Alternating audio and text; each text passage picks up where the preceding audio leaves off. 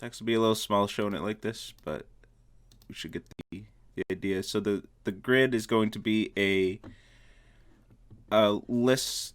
Well, let me go to the pathfinding thing. A list of map tiles, and each map tile has its XY coordinate.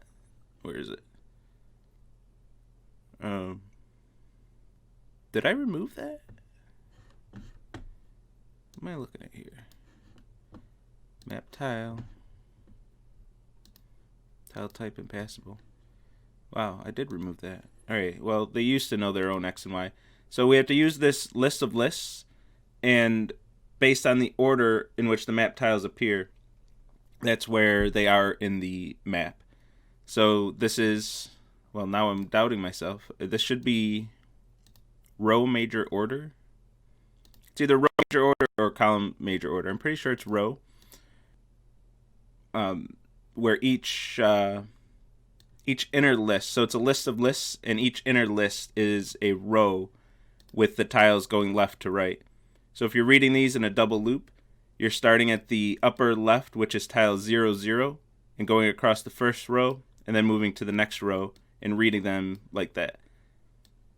So when you're generating your nodes, you want to check for each tile, is this passable or not? By asking each map tile, are you passable or not? And if it's passable, then you need to create a node and create the appropriate edges to the neighboring nodes. And if it's not passable, you might, depending on how you want to build it, you might create a node still, like I showed in the lecture example last time. You might still want to create the node or not, depending, it's up to you. But you don't create any edges connecting that node. That node will be disconnected from the graph. Yeah, I had one slowdown. I added a catch-up week this semester, which I think I'll leave that in there. Well, I might reschedule everything. I'm looking at the schedule again. I want to turn this into 4 learning objectives with 3 weeks each and slow things down a little bit. Especially LO1, it just goes so fast. You're still trying to learn Scala, and I'm throwing all kinds of stuff at you. The LO4 was conceptually easiest. Nice. It's good to hear. LO, let's go.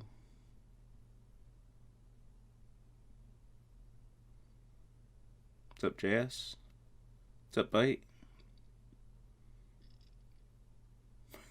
Yeah, you never know what the weather's going to be here. It's different day to day. Cope with biology, that's good. Excel stops when you open your browser. It's whatever error message it gives, that's going to give you a clue.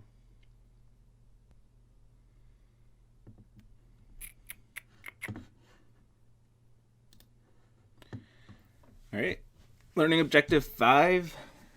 Let's do this. This is the last learning objective, and for this learning objective, we want to talk about what happens when we have multiple pieces of code that are running effectively at the same time. And we're going to talk about this in the context of event-based architectures, where we have code that's responding to certain events, and then when an event occurs, it's going to run a certain chunk of code, a certain body of code that we write.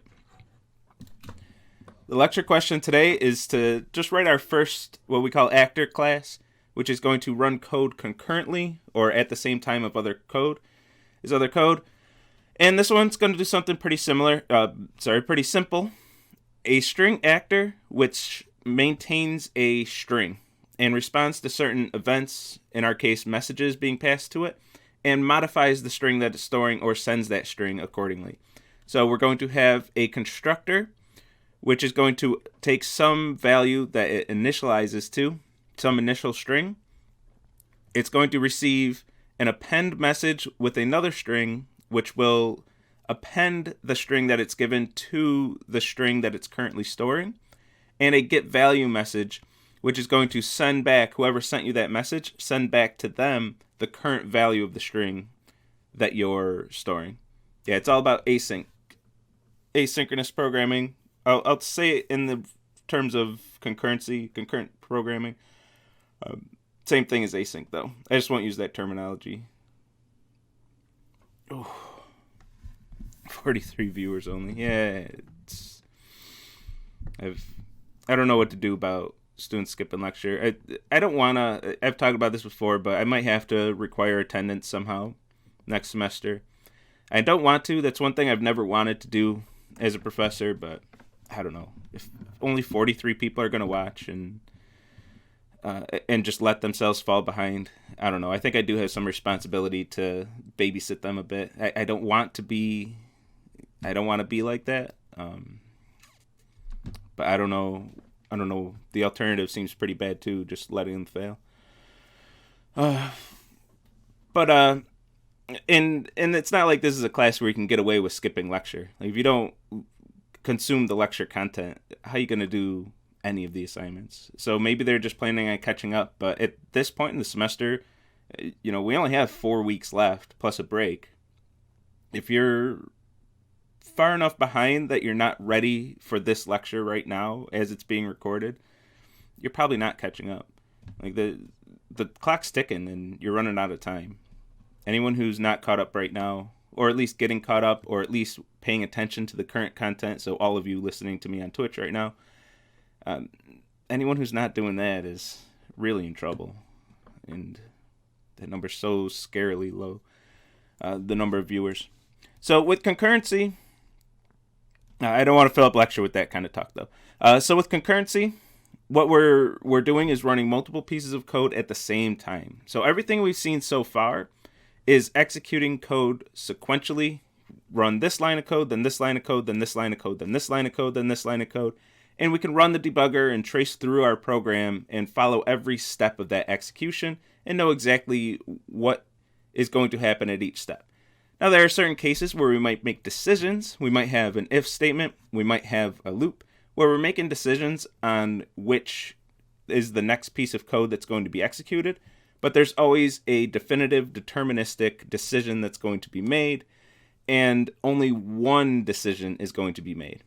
So what happens when we get into a case where we can have multiple things happening at pretty much the same time?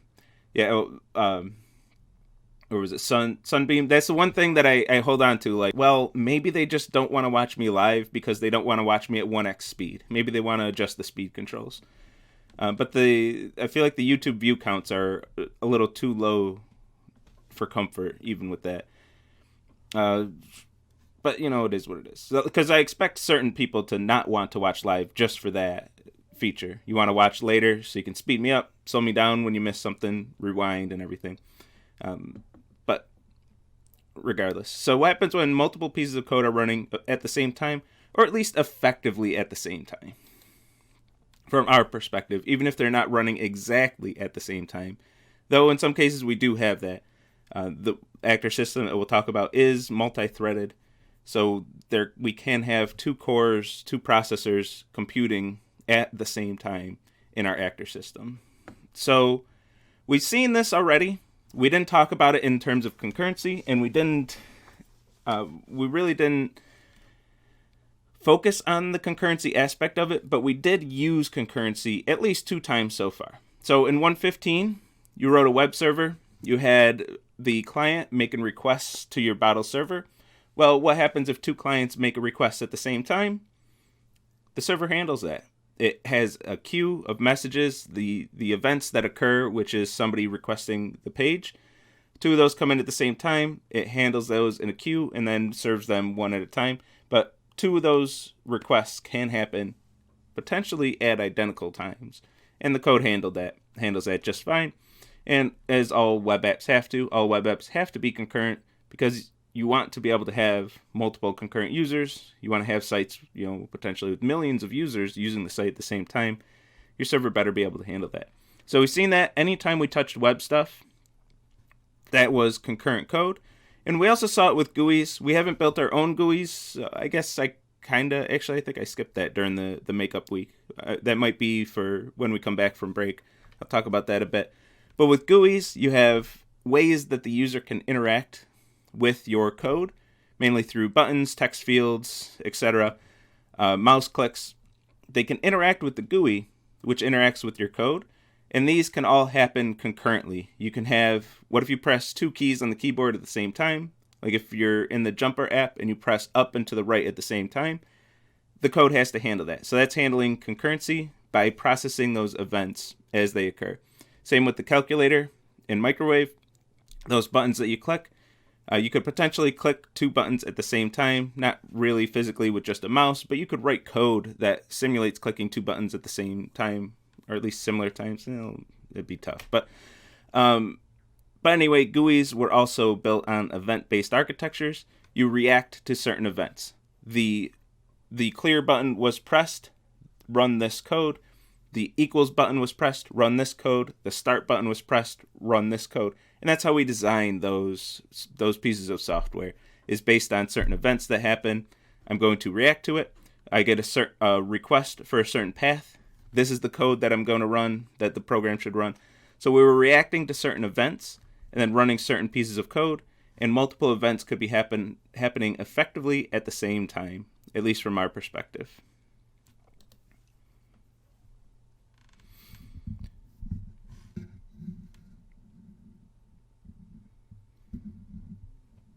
Yeah, it is tough with online learning. What's the difference between live and not live? Since I do interact with chat, I do think there's a little more benefit there, but I could see that, if you're not gonna be in chat, then yeah, watching the video later is basically the same.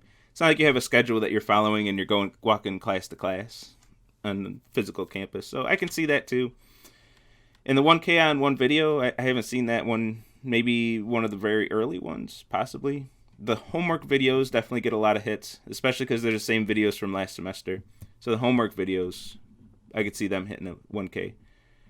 But a regular lecture, I don't think any of my lectures hit 1K. I haven't been watching the view counts lately because it's honestly depressing that that they're lower than enrollment. Can I donate? No. So I'm not doing the Twitch partner or affiliate. Because then they'll run ads. I don't want ads during a lecture.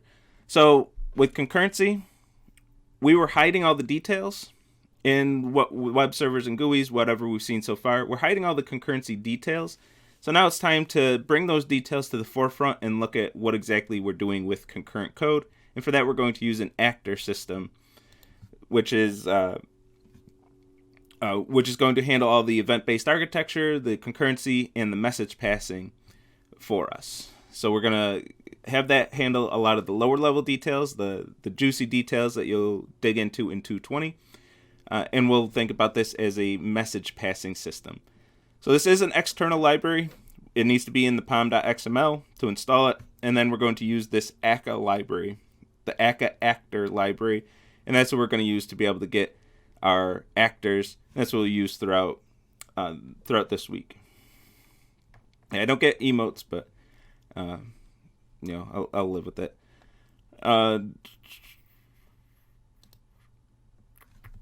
And our events, when we use actors, are going to be messages that are passed. So we can create messages and send them to our actors, and actors can create messages and send them to other actors. But each actor is going to perform its processing concurrently with the other actors. So 2 actors can be doing the same, can be doing something at the same time, and then they'll communicate by passing these messages to each other and send any information that they need to send to each other in one of those messages.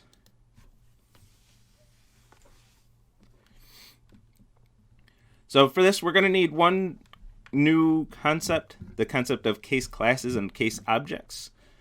And these are what we're going to use for our messages, instances of case classes or case objects themselves, if we only need one instance of a particular type. So a case class, very similar to just a regular class in Scala. We can add a lot of the regular class functionality in these, but we typically use these for one specific purpose, just to store values, and that's it. And we get a lot of default behavior in case classes. So once we put some values in the constructor, like here I have a case class by equipment with some equipment ID of type string. And that's it. That's my whole definition of this class. So I'm using its constructor to store some values, to name and store values. And we typically don't add any body to these. We don't add anything else except the constructor, and that's it. And since it's a case class, once we say case class instead of just class, we get a few properties. One of them is that these are compared. Instances of this type are compared by value, not reference. So if I create two instances of by equipment, and I say, are these two instances equal to each other? With a regular class, we would expect that comparison to be by reference. And if they refer to the same object on the heap, then they're equal. Otherwise, no, unless we override the equals method. With a case class, the default behavior, in the default behavior, that equals method is already overridden to go through each of the constructor parameters, each of these state variables, and ask each of them, are they equal? So if I have two objects of type by equipment, and I say, are these equal? The code, Scala is going to check, well, are their equipment IDs equal? If their equipment IDs are equal, then they're equal. If their equipment IDs are not equal, then they're not equal. So we don't have to override the equals method. We get that functionality out of this. And that's how we want to use these. We want to use them just to store a single value. This is a type that stores a specific equipment ID. So if I send this as a message to an actor, I'm saying, hey, can you buy equipment with this equipment ID is effectively what I want to say. Does that mean it gets stored on the stack? It'll still get stored on the heap, but it behaves more like a stack object, if that makes, or a stack value, if that makes sense. It kind of has a mix of the properties, but they'll still get stored on the heap. And then case object is, but I won't ask you that for at this stage. For case classes, I won't be asking about stack and heap anyway. For case objects, very similar to case classes, except no constructor, no values. There's only one instance of a case object. Just like regular objects, there's only one instance. You can't use it to instantiate multiple objects. And we use that if we only need one instance. So for this case object setup, we're going to use this as a message just to signal that something happened or that an actor should do something. If I say, here's an object, case object of type setup, whenever I send the setup message to somebody, it's just saying, hey, can you get set up, is how I would use that. So, hey, can you get set up? Hey, can you buy the equipment with this equipment ID? It's kind of the information, the way we use these, the information that we're trying to send to these actors. If you use a case class as a key in a map, can you use any case class that is equal to the key? That's a good question. I haven't used a case class. I haven't tried that before. Using a case class is the key to a map that is equal to the key. I would guess that you can't, it would behave the same as other keys, except you can't have duplicate values. Like if I want two keys that are different objects by reference but have the same equipment ID, I would guess that the map wouldn't allow that collision, that it would only allow one of those in the map, if that's what you're asking, if I'm reading your question right. But I'm not 100% sure on that because it's not something I've done before. Can we use any case class that is equal to the key? Yeah, I think it would override. If you use two case classes that are both equal as keys, only the second one is going to stick. It's going to overwrite the first one. Can you store a function in a case class? Yeah, and that's the beauty of programming. You can combine things in any way that you want. So if I want a case class of some type, and I want the value to be a function, I can do that. Hell, if I want it to be another case class, I can do that too. If I want buy equipment to, well, that one doesn't make sense. Buy equipment to have a buy equipment. But if I had a second case class, I could have that second case class as the type of a constructor parameter. I can have multiple parameters here. Anything that we can do with regular classes, constructors, we can do here. Yeah, I'd say it's similar to struct and enum. Juicy. Yeah, with structs that you'll see in spades in 220, I'd say it's similar to that, where you just have a structure that's going to store some values. Effectively, an object with no methods is basically what we're doing here. Just an object, or a class rather, with no methods, or an object, I guess, with no methods. and we just use it for the variables or for no variables in this case. So let's see an example of an actor.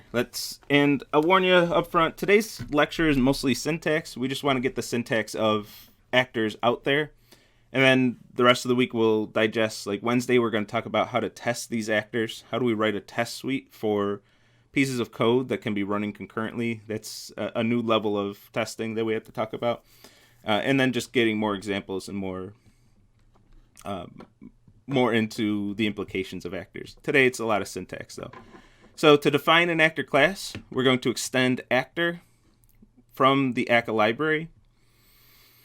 We're going to have any message types that we want to declare. For the lecture question today at least, all the case classes and objects that we use for messages, you can put them right in the same file where you're writing your code for your lecture question. We'll see, like for the homework, we'll see that we'll create a separate file that just stores all the message types, and there are different conventions, different ways you can do this, putting the message types in different locations. For now, we can just put them right above the class that we're creating, the actor that we're creating, and this would be in a file myactor.scala. So we have our message types, whatever we want, objects and classes, and then we're going to create a receive method, which is going to define how this actor or how actors of this type are going to react to different message types. And this is the crux, like this is the big part of actors right here, is when I receive a message, I create some actor of type myActor, some object of type myActor, which is an actor. When it receives a message, what should it do? And we're going to use this match case syntax. The receive method is going to react differently based on the type of the message received. And we use this case if the message type is custom message type, which is an object. Big arrow syntax, just like with functions, run this code, whatever code we put here. And if we want more than one line of code, we can put our braces in and then have like a full function body as the reaction to this message type.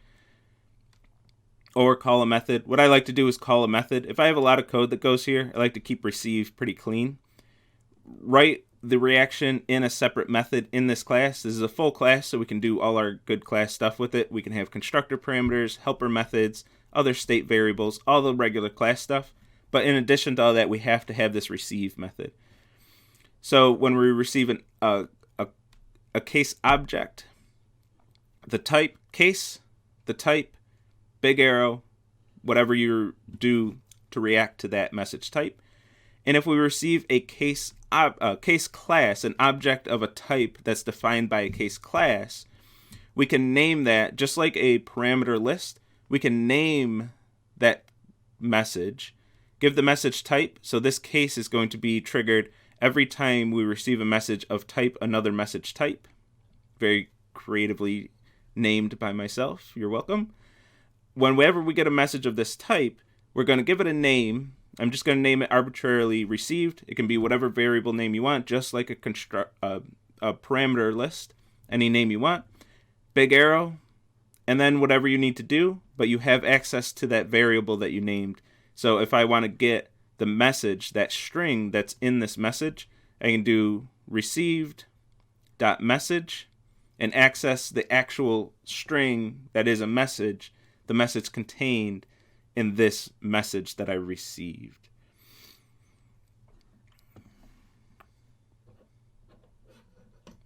Is there a reason override isn't used with the receive method? Probably. I don't know off the top of my head. Why not? That is a good question. Why isn't override used for that? I think we can. Let's jump to IntelliJ real quick and test that one out. So I think we can. I think it's just common to not. Yeah, why is that common practice, though, to not have the override? Maybe that's just what the documentation for the library does. So then I just didn't add my overrides in my slides, in my examples.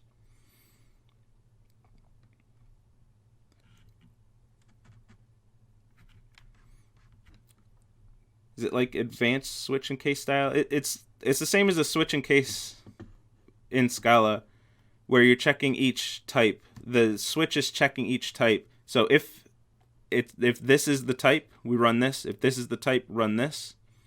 But we don't have to worry about like multiple of them being executed. These should be mutually exclusive because you can't have. I guess you could have multiple types with polymorphism. And I think the first one would trigger in those cases. But really, you just shouldn't write your code like that. You should write these to be mutually exclusive. I'm a little bit confused. Do you have a specific question, Sunbeam?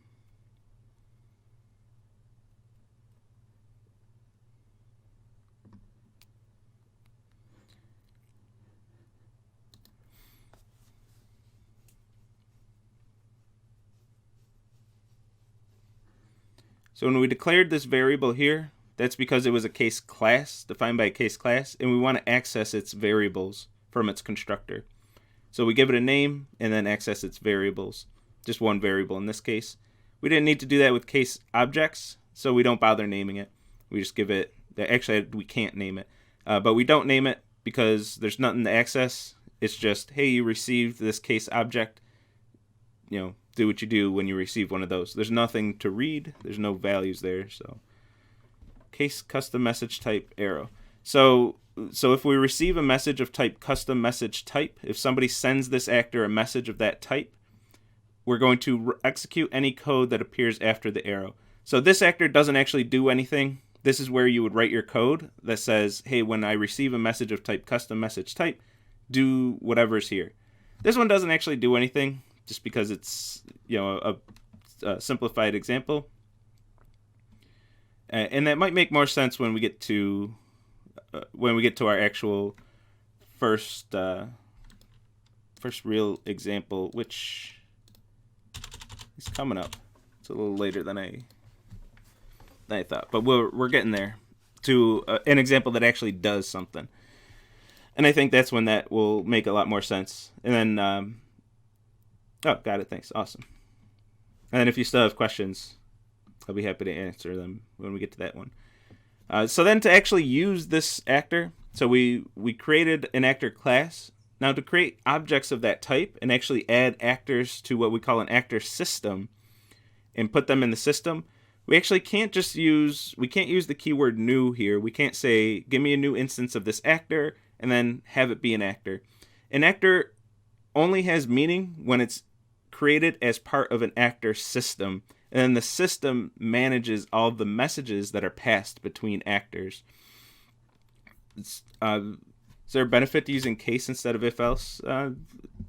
It's if-else. If you did if-else to check types, your code would get real messy. So Scala gives us this switch case syntax, which does all the type checking for us and keeps our code cleaner.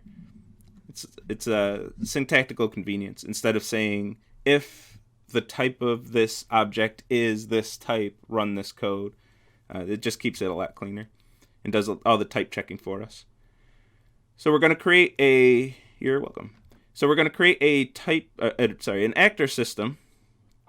So in our actual object, and this could be in a main method, I extended app here because that's what the documentation did. I'll use that excuse twice today. That's what the documentation does. So if you look at the documentation, you're going to see this. I don't want you to get scared when you see that. What this does is runs this code as though it were in the main method. If you extend app, it does the same thing as if you created this in a main method. I believe there are some slight differences, but nothing we need to concern ourselves with. But this is what you'll see if you look at the ACA documentation. It's the same as creating a main method for our purposes. So we're going to create a new actor system using the same syntax as like creating a list or a map, where we're creating a new object, but we don't use the keyword new. And we're going to name that system. This can be any name that we want. Any name you choose, name your actor system, whatever you want. I called it first system because, I don't know, that's what I wanted to call it. And we can store that variable, which we're going to need. Oh, I have that. When words just start losing meaning, the word system just looks like a jumble of letters right now. Is that really how you spell system? That looks wrong. It's It's bugging me out. So then when we want to add a new actor to the system, we're going to take that system. It's legit. And this is a class. This is a type in the library. So I hope ACA, the developers there, didn't spell system wrong. But it's bugging me out right now. I'm broken. I didn't get enough sleep, I think, is why. So system, if we want to create a new actor, we're going to use this syntax, which I'll explain on the next slide. And then once we create an actor in the system of type myActor in this case, that returns a reference to that actor. And then with that reference to the actor, we can send it messages using the exclamation point method. This goes over, there's mixed feelings each semester on this. This is the syntax, get used to it. But it is a little awkward sometimes. To send a message to an actor, we're going to say, hey actor, I'm going to send to you this message. And another message type, this should have a string. This should have a constructor and a string. A constructor calling a string in it for this example. Got to run more test cases on me. Reboot. So this syntax here, we can't just create a new actor. We have to give the actor system the class that we want to create. And we have to call this props method on that class. So we got to use this syntax, system.actorOf, or whatever you named your system. I just named it system here. Actor of, props of, class of the name of your class. We don't have to be concerned about the details, but what we're doing is giving the actor system the class itself, and then the actor system will create a new object of that type internally and then add it to the actor system in a way that it can receive messages. And then it's going to do all its magic, all of its internal stuff, and give us a reference to the actor which we can use to send it messages. Of is going to lose meaning too.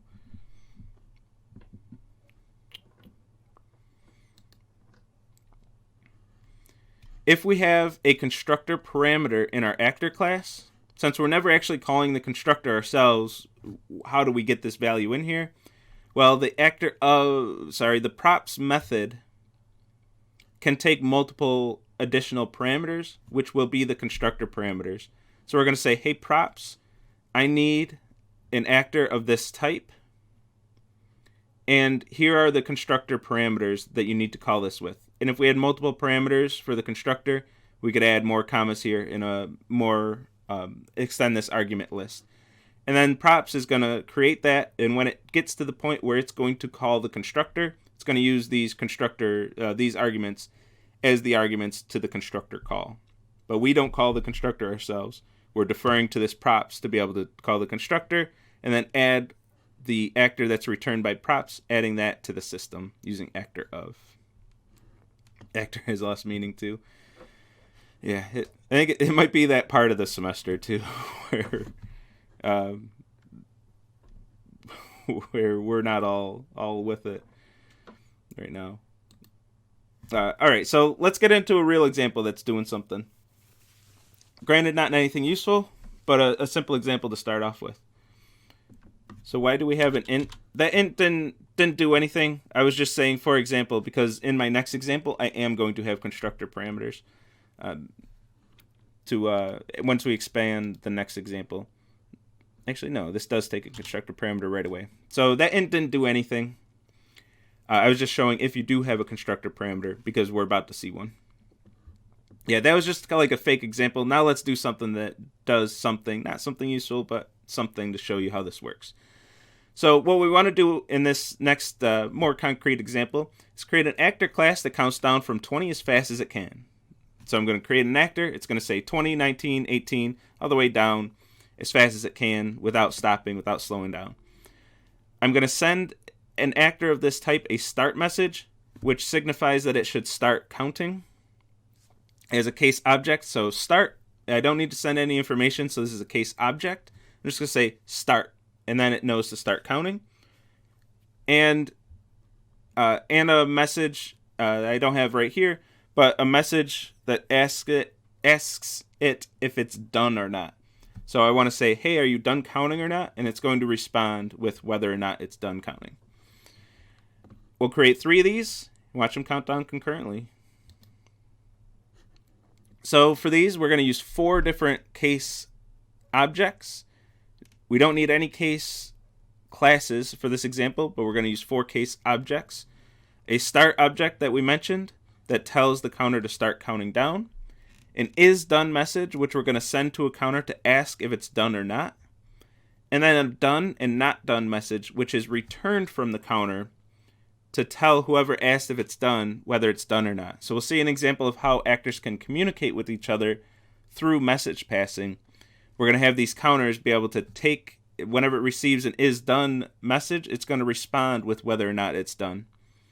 So if we have 2 actors doing their own thing with their own computation, and we need them to communicate, we can have them pass messages back and forth and have kind of a request response similar to a server model in this case. Are you done? Yeah, I'm done. Are you done? No, I'm not done. So our actors can work together. And because ideally we don't actually want all this separate computation going on.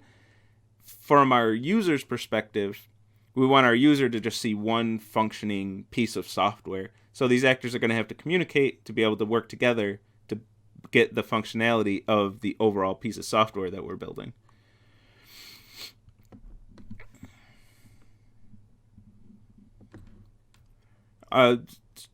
So let's start working on this thing.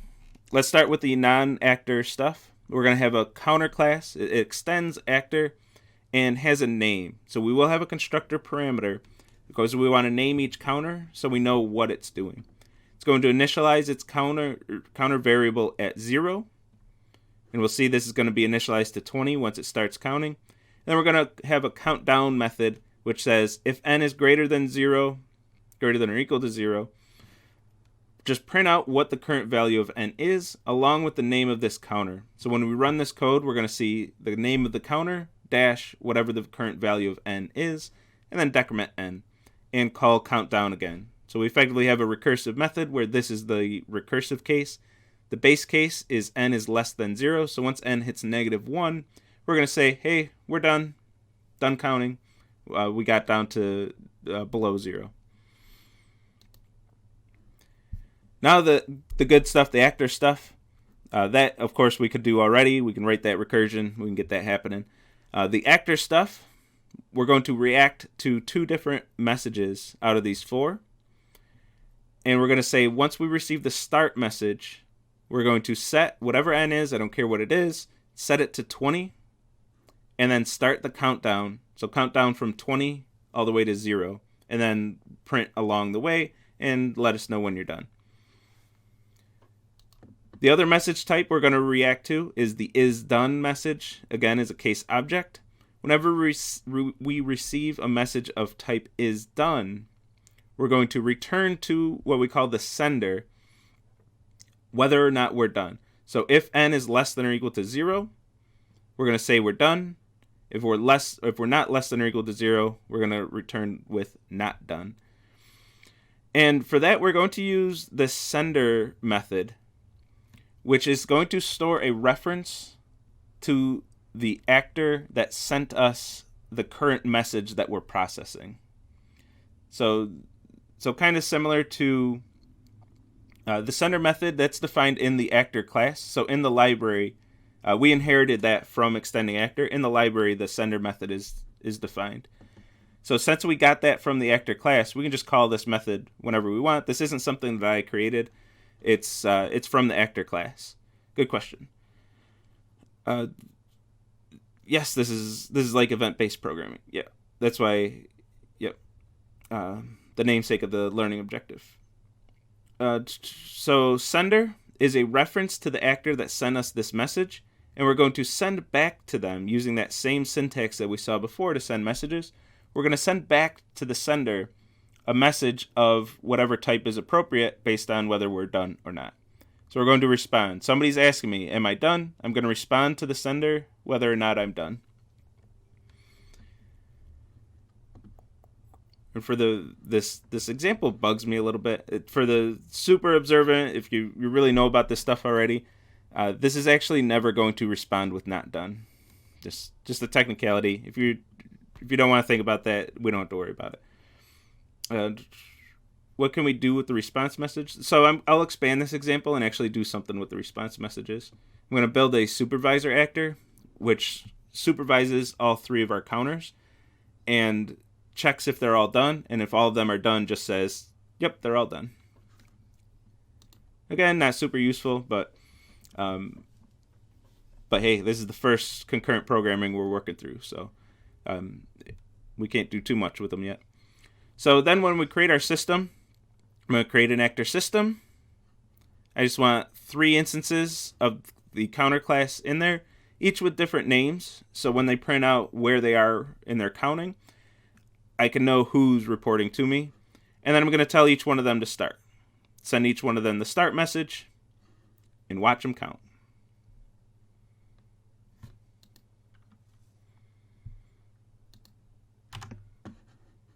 Oops, I didn't have to do that. More advanced than that, than actually going out of full screen. So let's see this in action. So here's the code, besides the supervisor class that we'll see.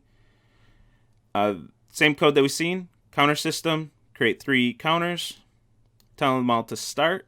And the counter class is exactly what we saw in the slides. So let's see what happens when we actually run this code. And what we're going to see is that we can't predict the order in which they're going to count. So when they get the start message, notice that sequentially, I sent the start message to 1, the start message to 2, then the start message to 3. But once I look at my output, actor 2, the counter 2, was actually the first counter that started its countdown. It's the first one to print, then 1, then 3. So even though we sent the start message to 1 first, it actually didn't start counting until after counter 2 started counting. So this is something that we have to be very careful with when we're working with concurrent code, is that we don't know the order in which events will occur. If we have them effectively starting at the same time, because these messages are going to be sent ridiculously fast within probably nanoseconds of each other, it depends on how they're going to be routed, how the actor system is going to handle and process those messages, and how the actor system is going to send those messages to the actors. And it makes no guarantee about the order in which things will be processed. It's just going to process them. And that's the idea. That's what we want from concurrent code. But you can imagine it's going to create more a new dimension of thinking when we go to test and run and get our programs running, working the way that we want them to. It adds a whole new dimension to that, to the whole debugging phase. Then we can see as these counters are counting down, we get mixed values here. So they're all counting down somewhat at the same time. Here we get a string of 1 getting some processing power and getting to count by 4 without the other 2 counting. Here 2 got a string of processing of CPU time. But there's no order. 1 finished while 2 was still on 8 and 3 was still on 13. 2 finished, and then 3 gets to finish up its code. If I run this again, we're going to get, in all likelihood, a completely different order. So we still got 2, 1, 3, it looks like.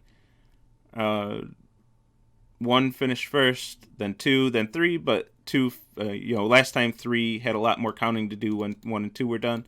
We got a little bit different there. What's the difference between multi-threading and concurrency? Not much. Here 1 was the last to finish, 2 was second to last, and 3 was done way up here. Point is that we don't have any guarantee about the order in which events will happen, just that they will end up happening. So we have to always be mindful of that when we're writing concurrent code. The difference between... So concurrency... Yeah, Juicy has it right. Concurrency can run on a single thread. Like JavaScript runs concurrent code, but it runs in asynchronous code, but it runs on a single thread. Here we're actually using concurrency and multi-threading. So under the hood, the actor system is actually using multi-threading. It creates a thread pool and has a lot of threads just waiting for computation. And then when an actor needs to process a message, the actor system will send that actor, give that actor one of the threads, which gets one of the cores, and says, here's your resources, do this computation. And then when it's done, it frees up that core, that thread, and then allows another actor to be able to use that thread. So there's a lot of multi-threading, thread sharing, and concurrency in this. But we can do concurrency with a single thread. Behind the scenes, isn't the processor running its tasks in sequential order? No, because I have a multi-core processor. So multiple cores can be processing at the same time.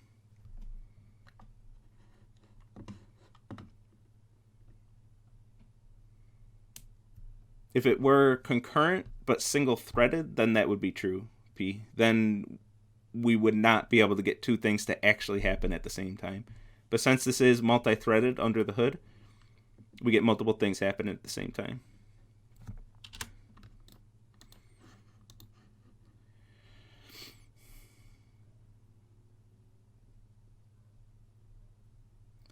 P, yeah, there's a certain, once you get down to those details, my knowledge just expires. So yeah, possibly somewhere at some level, it's not actually happening at the same time.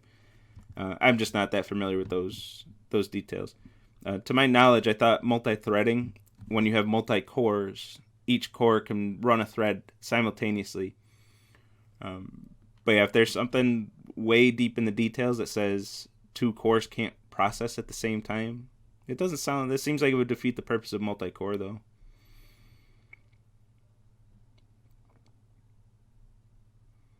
Those cores share the info. I mean, if they have to share data, I think that gets a little different. But if it's just computation, I think they can do it at the same time. But that's beyond the scope of this class and beyond the scope of my knowledge anyway. So the difference between multi-threading and parallel, I hear the terms used interchangeably, but I'm not sure if that's correct. Oh boy, I've gotten in debates about the differences between these. So I'll be careful about my wording here. Multi-threading means you have multiple threads and multiple things happening concurrently. If you're talking about parallel programming is using concurrency and multi-threading and even distributed systems for the purposes of efficiency, I believe, is where the line is drawn.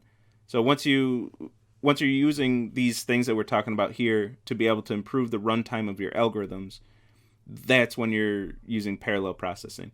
But what we're doing here, just concurrency and multi-threading, we're not doing these for the purpose of more efficient computations and more efficient algorithms. I could be wrong, so please double check me on that. But I believe from all the conversations I've had that that's what it boiled down to. That's why I won't use the term parallel processing in this class, because we're not technically doing that. We're doing concurrency. And multi-threading, just by the nature of how the Scala, the actor system works, just happens to be multi-threaded. Doesn't have to be, but we happen to be using multi-threading under the hood. We're just not exposed to those details.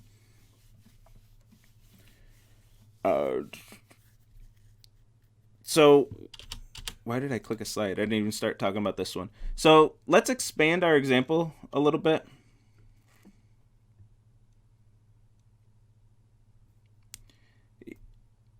Yeah, I think because you can have multi-threading on a single core machine.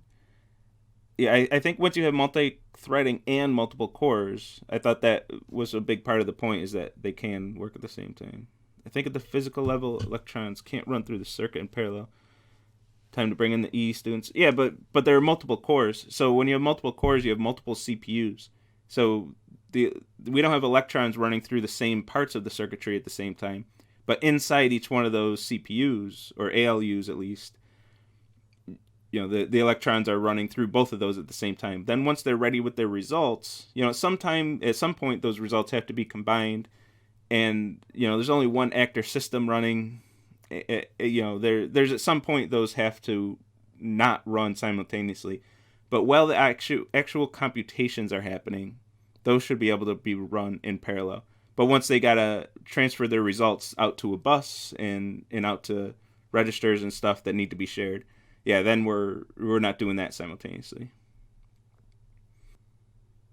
Multiple current can run through a circuit in parallel. I mean, digital current though. If we have AC, we could have different signals on different wavelengths, but since everything's digital, since everything's DC in the machine, I don't know. But anyway, let's get the slides done here in 2 minutes. So let's create another actor, which is going to control these 3 counters. And the big thing I want to highlight here is that the actor ref, which is what's returned from the type that's returned when we add an actor to an actor system that we use to send messages, that's of type actor ref. And we can pass these around our code just like any other reference to any other object. So when I create this supervisor, I'm actually going to take a list of the references to the counters that we created and then use those references to be able to communicate with those counters. I'm going to keep track of, you can look at the low-level details. I'm running out of time here, so you can look at the low-level details at some time. But the actor stuff is I'm going to receive an update message, and I'm going to send to each actor ref in my counters list. I'm going to send them the isDone message. So I'm going to ask each of the counters that I'm supervising, are you done? Now those actors are going to receive that message and respond with either done or not done. So when I receive the done message, I'm going to add that actor ref to a list of completed counters. So I'm going to keep track. These are the counters that have told me that they're done. And if the size of that list is equal to the size of the number of counters that I have, I could have just done counters.size right here. But if all the counters are done, just report that they're all complete. If they're not all done, if I receive a message of type not done, I don't have anything to process. I'm just going to say, hey, at least one of the counters isn't done yet, which I'll never actually get, as I mentioned before. I can't actually get this message just the way I have things set up.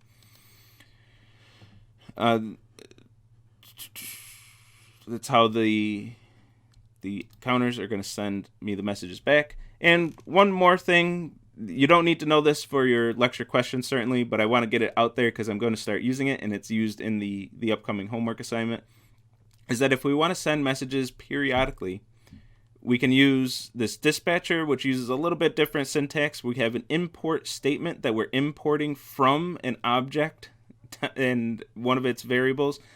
I should look into this deeper to see exactly why it's set up like this. I don't know why, but this is just a fact of using this library. We have this here. If you don't have this here, this code is going to break. But once we import that dispatcher, we can tell the system that I want to schedule some message to be sent, in this case the update message to be sent to a specific actor, the supervisor in this case, every half a second. Starting right now, send the first message right now, and then every half a second, send the update message to the supervisor. So this syntax, this is going to break if I didn't import this.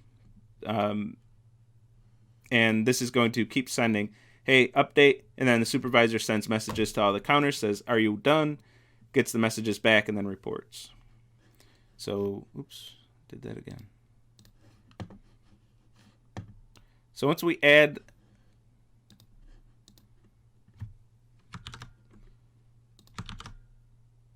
and notice if we don't, oh, it does give an error. That's good. But this error doesn't give us any hints. It's because I don't have dispatcher here. So once I add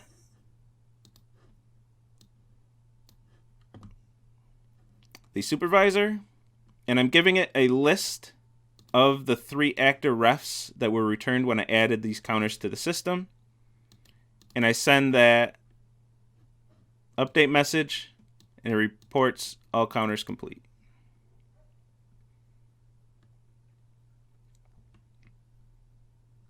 And then it does receive, it keeps getting the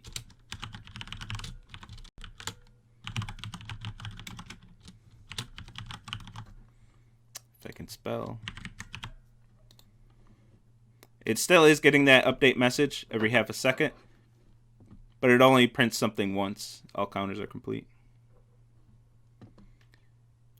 But we are sending that message every half a second. And this program actually runs forever. There's nothing, we never told the actors to stop. So they're still all just sitting there waiting for messages. And I guess they are processing messages. This keeps sending the is done to 3 actors. We keep getting the done message back. But this condition is false. Everything's already in the completed list, so nothing happens.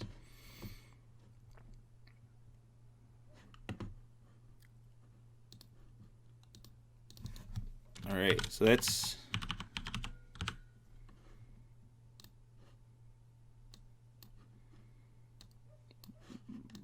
the end of your introduction to the world of concurrency and actors. New Assassin's Creed, there goes half the class. That's why viewer count's going to be low Wednesday, apparently. Or launched today. Maybe that's why viewer count's low today. Oh.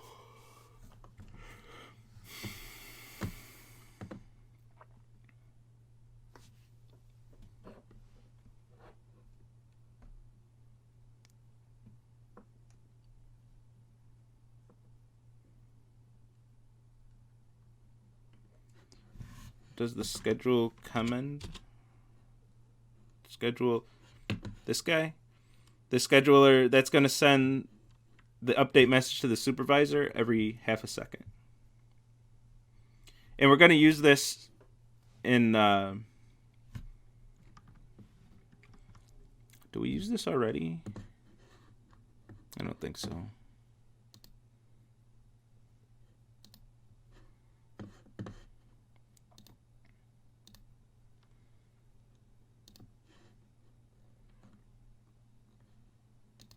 Why do I have errors?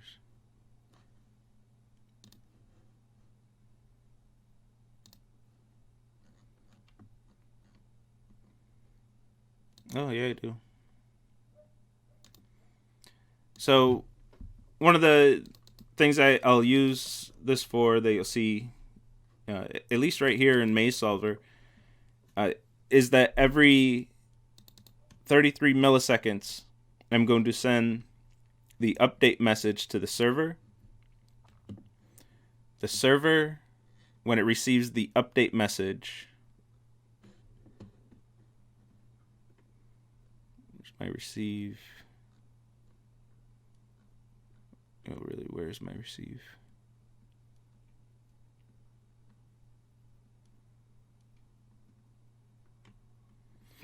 There it is. Whenever it gets the update message, it's going to compute the elapsed time and then update all the velocities and locations. Basically a very simplified version of the physics engine. I had to simplify it because I didn't want the physics engine solutions out there. But a very simplified update velocity, update locations, and then send the new state of the game to the browser. So the browser isn't doing any computation. It's just getting all the states of the whole state of the game, the location of all the objects, and then displaying those to the screen. And that update's happening every 33 milliseconds. Should we take 1,000 over 33? We see that we're running at roughly 30 frames per second. So I get a 30 frame per second update, 30 frame per second refresh, and recompute the game state and then send that new game state to the clients. So that's one of the uses of this scheduler, is to effectively run my game loop or physics loop. It's both in this case. To be able to get some, to get the time factor. That's one thing we couldn't really do before concurrency, is get this concept of time in our code. So we can have periodic messages sent. We can also delay messages. We can say, send this message in half a second, if it's something that should happen in half a second.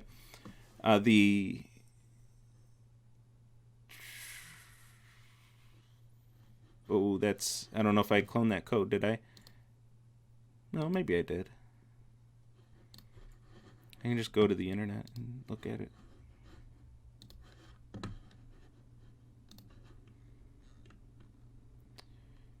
I go to genetic algo.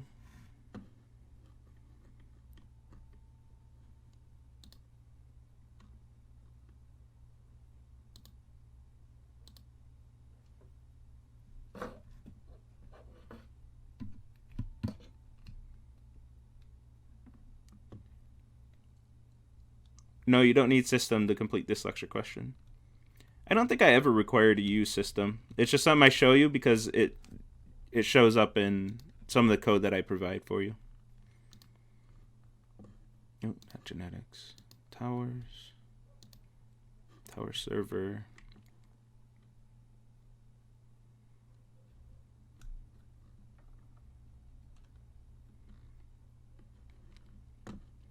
Yeah, I think I ripped all of the concurrency out of this, or all the actors out of this. I just use socket servers now.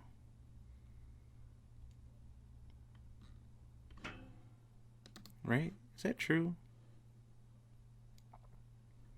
Yeah, I do that on the front end. Oh, I know why, because I wanted to get rid of all the vars.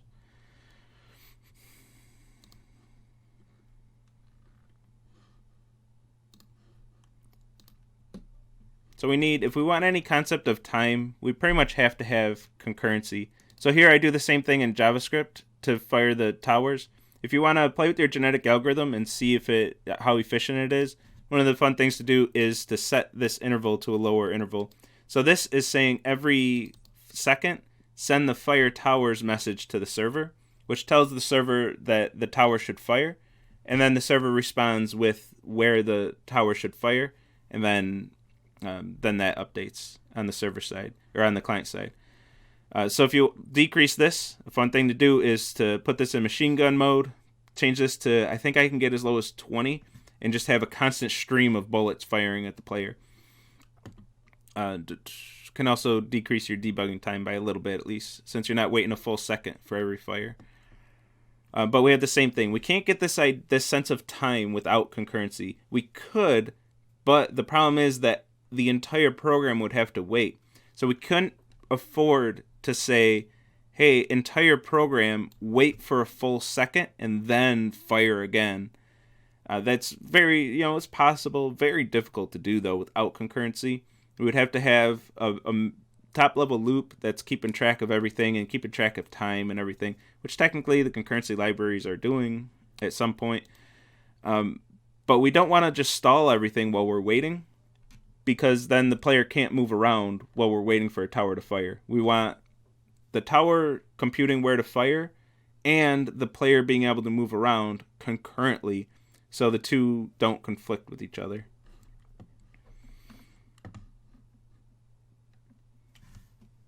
Ooh, you got caught up on lecture questions? That is something to celebrate. Professional avocado.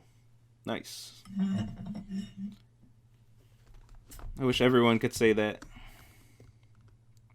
I gotta redo that. If anybody has suggestions on what to restructure, because I think part of the problem at least is that I have a few early lecture questions that are kind of backbreakers.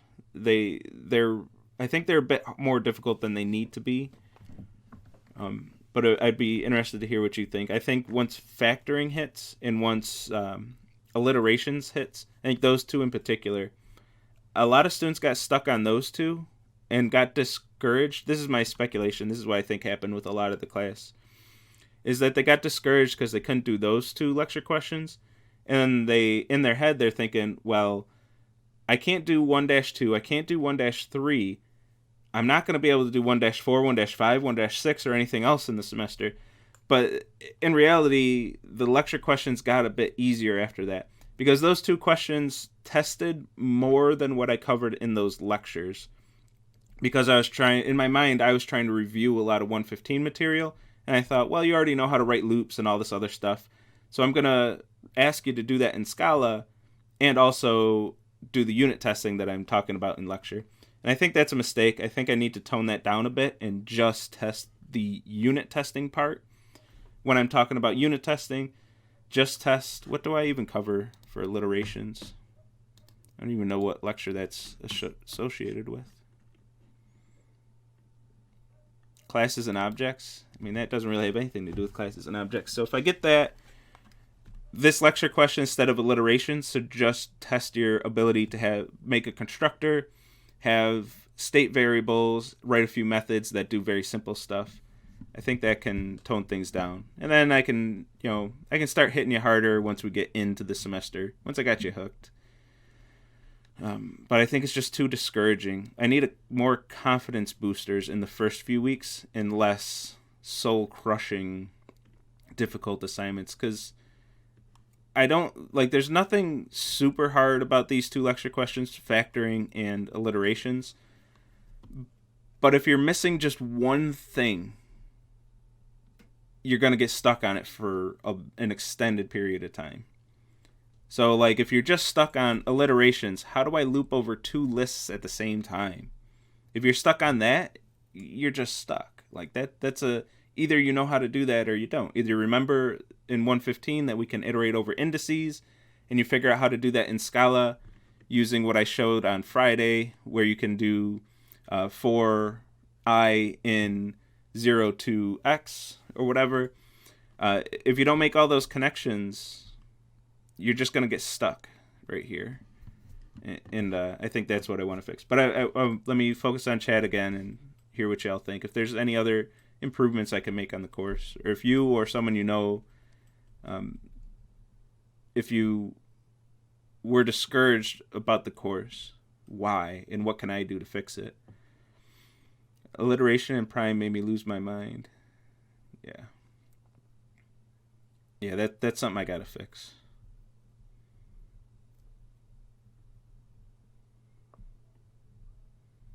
One free lecture question if you have perfect attendance for the learning objective. So I kind of do this. If you do the homework associated with a learning objective, if you do the application objective for that learning objective, I'll always waive, and you have 5 lecture questions, I'll always waive that last lecture question. But that assumes that you can do the homework, so I don't know if that's quite enough.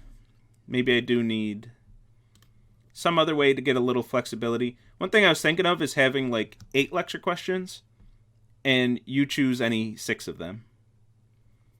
Just give a few extras, just so if one of those lecture questions just isn't gelling with you, just move on and choose a different one. That's another thing I've been thinking of I might do. The only fear of that is if the 2 that you skip are the only 2 that we're testing a certain concept. I don't want to open up loopholes like that. But if I'm hitting you in the lab and I'm hitting you in the interview, I don't know if you can get away with skipping a concept like that. Algebra dot factor. And I hit it again with factoring with no var, which adds a whole new level of it. I think that question, I don't think it's too hard, but maybe it's a little difficult for a lecture question. I think it's certainly within the expectation of what you should be able to do, but maybe it shouldn't just be like 1/6 of the lecture part of learning objectives when I'm also throwing a homework, a lab, an interview at you. Maybe that's just a bit much. Or maybe it should count as 2 lecture questions or something. I don't know. Put a soft due date for homeworks, so those that are still catching up, me won't miss them. I do have a soft due date for homeworks, though. It depends what you mean by soft due date. It is a soft due date, as long as you were trying. But I see that, yeah, if you're already behind, you're going to miss that deadline because you won't have enough time to put in a serious effort, an honest effort. But I think my deadlines have to get a little harder. I need a harder deadline for lecture questions, because how far the class is behind overall on lecture questions is upsetting, and there's really nothing to push you to get them done earlier, other than my suggestion of, get them done early. I think one thing I'm thinking about is that you can't take the lab or interview if you don't have at least, say, 4 lecture questions complete. Just to push everybody, and then limit the makeup opportunities. If you're falling behind, you don't get makeup opportunities until you get caught up. And at some point, you just don't get any makeup opportunities. Vectors, referee, and battery were good, fine after though. Yeah, they're, and maybe that's the answer, is moving those lecture questions to a bit later in the semester. But having them as required lecture questions and having them 1-2, 1-3, 1-6, 1-5, referee and battery, maybe it's a little early for those. And I should distill them down to, because referee and battery need to test your understanding of references. Maybe I got to rework those questions so they're really about references without any bloat. Varying number of LQs depending on the LO and homework given. Yeah, I do that if you complete the homework, but yeah, not just overall. I started doing this a little bit to an extent this semester, where some of the lecture questions are intended to be lead-ins for the homeworks. So they're effectively part of a pre-homework. I could run with that idea a bit more. So if there's a tough homework, I'll just have more lecture questions that help you get started on the homework. Like I could have done genetic algorithm, the line, making the cost function for the line. I could have made that a lecture question and rolled that into the homework. Maybe I'll do that, things like that next semester to a greater degree.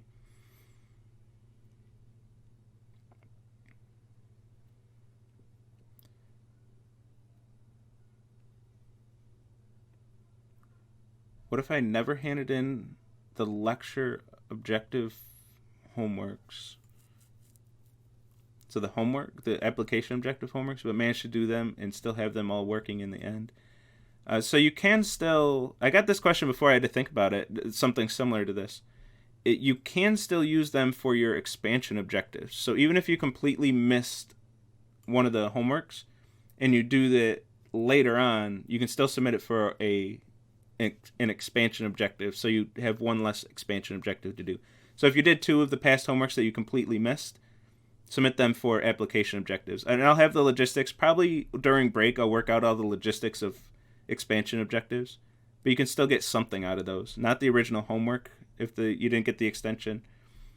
But you can get, oh my goodness, it's 301. But you can get the expansion objectives.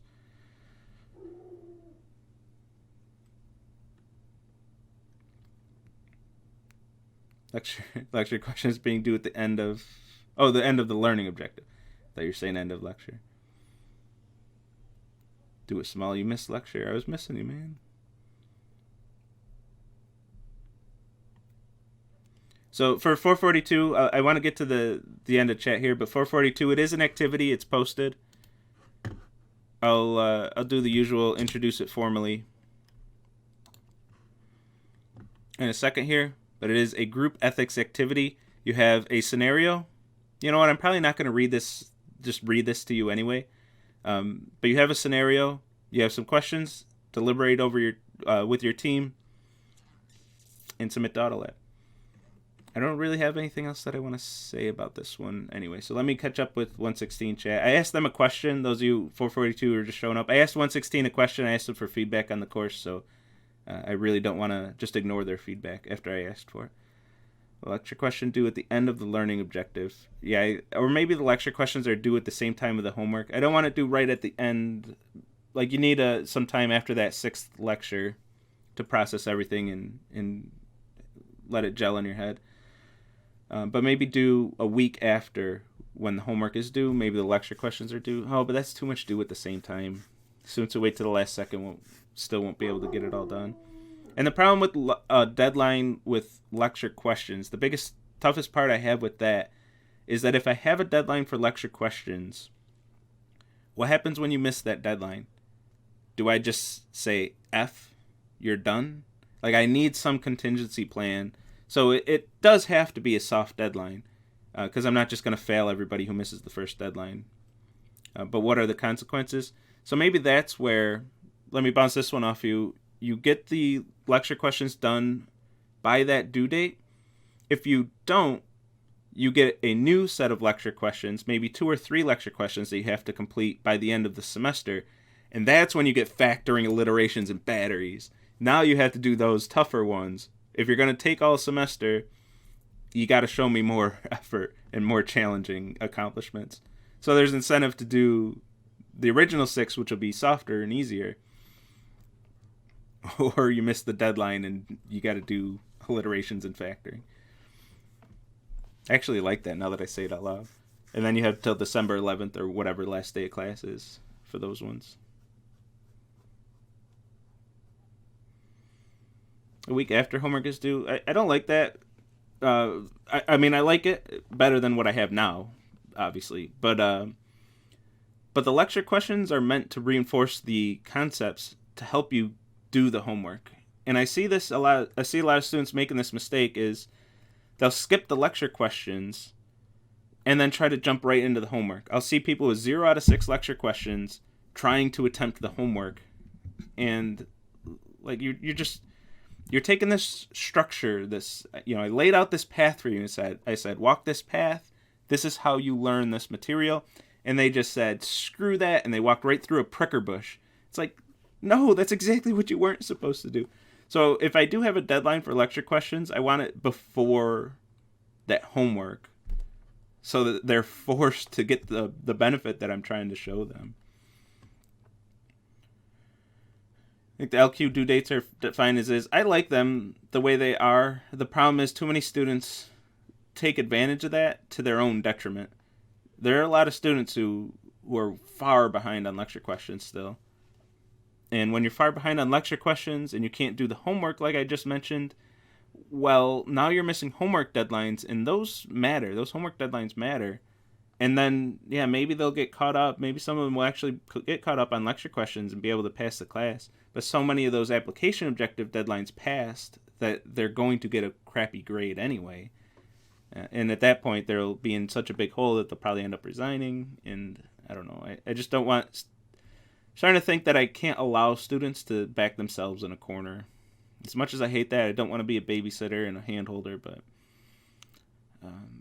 I'm sick of seeing so many students fail, too, so...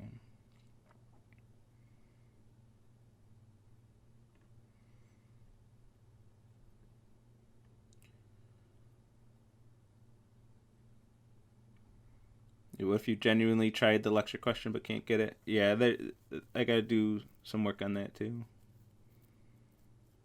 So for this semester, we've been waiving some requirements. Like if there's just one test case that you're missing and you have the other 5 lecture questions, in almost every case, we're waiving that last requirement and just saying, look, you got it. You obviously put in your time. You obviously know this concept. You're just chasing down one of my test cases.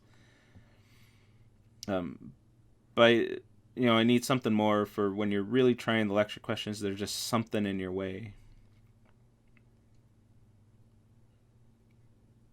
Yeah, and Dennis Grace, you got that too. It's having lecture questions due at the end. It is a lot of false hope too, because there are students still doing Learning Objective 2 lecture questions. They're not getting caught up. Like it's too late in the semester unless they completely change their attitude and start investing every waking hour of their lives to this course. They're not getting caught up. Like they're gonna fail. You can't be that far behind still. We're on LO5 now. If you're still on LO2, you're failing. It's possible, mathematically possible, sure. They'll pass, but highly unlikely.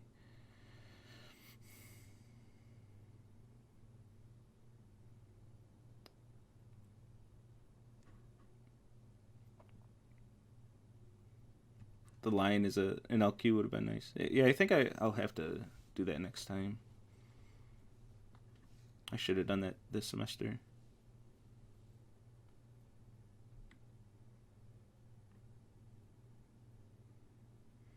Yeah, and Andrew Paul and Dennis Grace, I'll go right in the middle here. Like the end of the semester deadline gives false hope, but it's some students, I'll combine these two.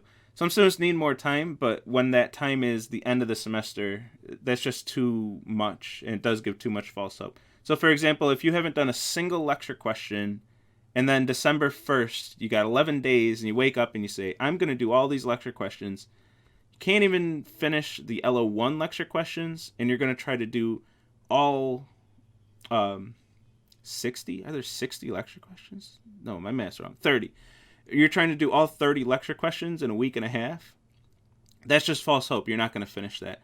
So if there are staggered deadlines where like halfway through the semester, for example, I say if you haven't finished the LO1 lecture questions yet, like, you're in trouble at that point. And I need to give them a strong warning, like, hey, or possibly just an F, that says, look, you can't do LO1. This is really old material. If you still can't do this, maybe you need more time to figure it out, but at that pace, you don't have enough time in the semester to pass the class.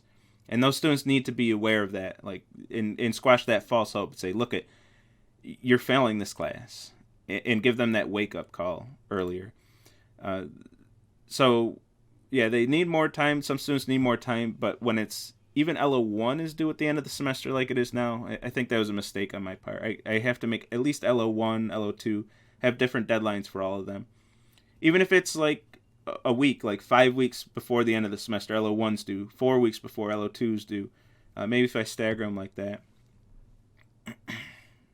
If they used to be due at the end of lecture. All right, I'm cutting 9 minutes into 442, so let me just skim the rest of these.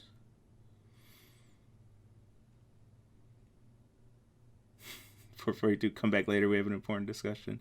I do want to continue this discussion. We'll have this discussion again at some point. This is where, 442, they can complain and stuff, but 442, I don't have anything after that. Sometimes I'll hang out for an hour with 442.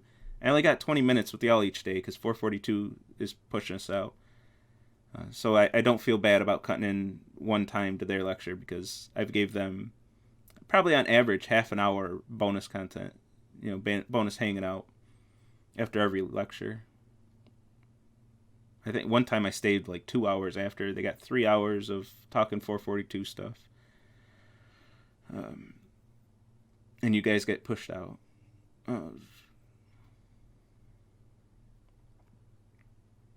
Beefy Indian kid. I'm not touching that. My on stream, my in lecture, anything. If I'm officially working, my policy is no politics. So, no comment.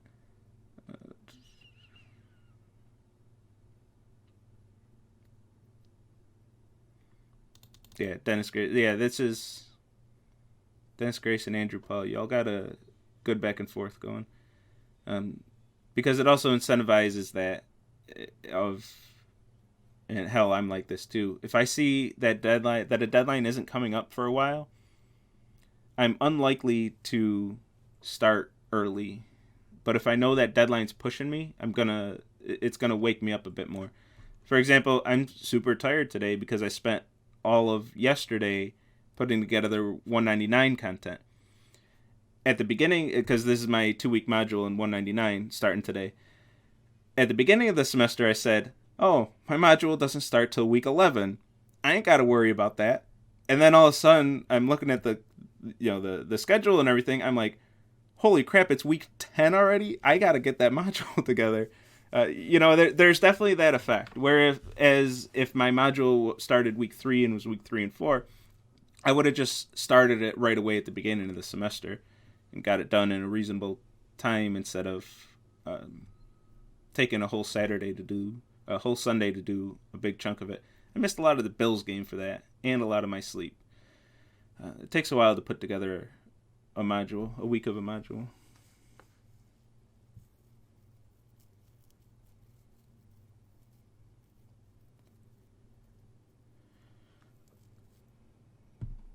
Oh. Yeah, I have the lecture questions due a few days. What if I have the lecture questions due a few days after the homework like that? Why Wi-Fi? And then even if you didn't make a submission for the homework, if you complete all your lecture questions, you still get an extension on the homework. Maybe I could play around with that. And then if you're one of those students who wants to roll the dice and do the homework without the lecture questions, you can try that. But if you miss and you don't get the homework, you have a few days where it's like, all right, I got to face the music and do these lecture questions and do it the way Jesse's suggesting. There's something in there. I can do that. I think that would work pretty good. Then I can say, look, at your own risk, do what you want. Here's what I think. And if you risk it and fail, you're going to be doing what I think.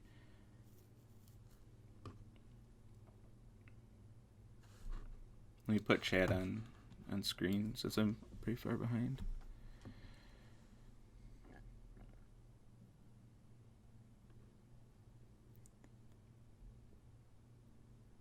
Yeah, and I have harder lecture questions, but you're right.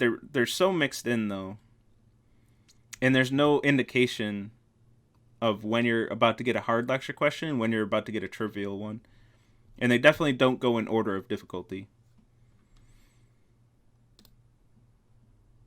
So even if I just made it clear at the top of each lecture question, this is a hard lecture question, this is an easy one, and then psychologically it'd feel a lot better. Okay, it's 1-2, but he did mark it as a very hard question.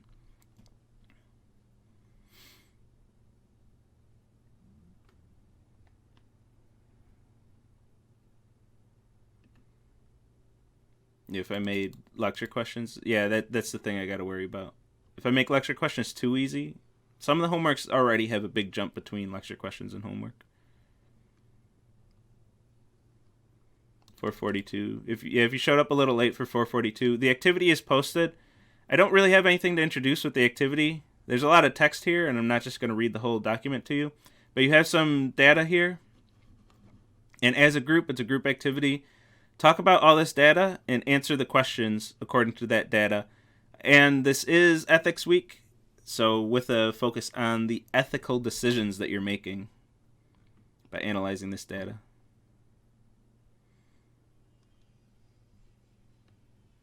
Yeah, 2 leading LQs per homework would be nice. I wanted to do that this semester. I didn't hit it with all the homeworks, though.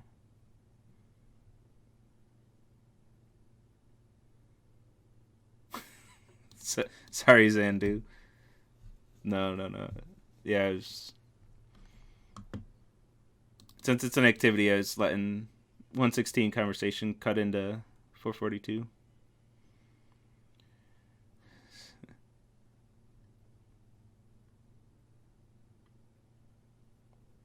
Bonus content. Zandu, come on.